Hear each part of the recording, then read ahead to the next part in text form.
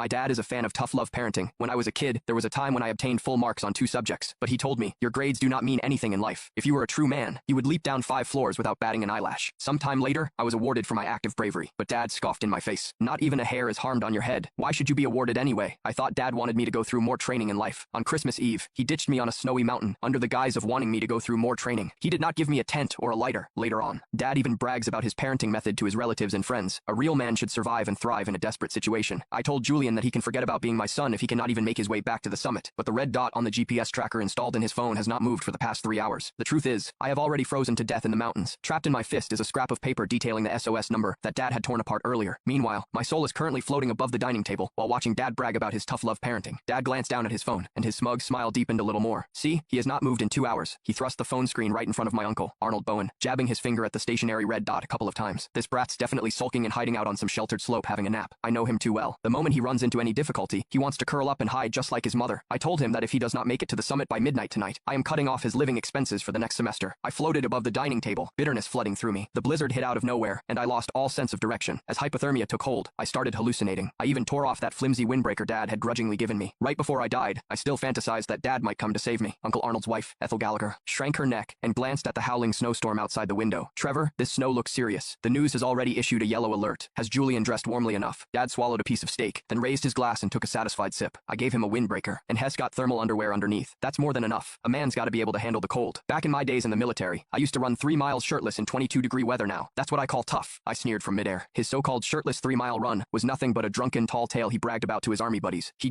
turned his own drunken fantasies into truth, and then mercilessly imposed them on me. But Dad, I was already stone cold dead. I floated right in front of Dad. I wanted to tell him that I had tried my hardest, that I had wanted to keep climbing, but my lungs felt like they were exploding, each breath like swallowing knives. My legs had gone numb long ago, all because of the single-layer hiking boots he forced me to wear to toughen up my will. I screamed right in his face, Dad, I am cold, so cold. After muttering something under his breath, he picked up his phone and held down the voice message button. Julian, quit playing dead. I see your location has not moved. Are you staging a sit and protest against me? Well, let me tell you, it will not work. If you are not at the summit by midnight tonight, do not even think about going back to that crappy college of yours. You can go work on a construction site instead. His finger lifted, and the message was sent. I stared at that familiar chat window. The last message was still the one I sent him 3 hours ago. Dad, I cannot breathe. Is the medicine in your bag? I think I forgot to bring it. His reply was, medicine. I already threw it away. That stuff's a crutch for the weak. Just tough it out. It will pass. In that moment, I fell into utter despair. I kept climbing in the snow until the last trace of warmth drained from my body now, floating in midair. I stared at the face of the man I had called Dad for 20 years. Suddenly, he felt like a complete stranger. This was my dad. To him, my life was worth less than a plate of appetizers or a topic to brag about in front of relatives.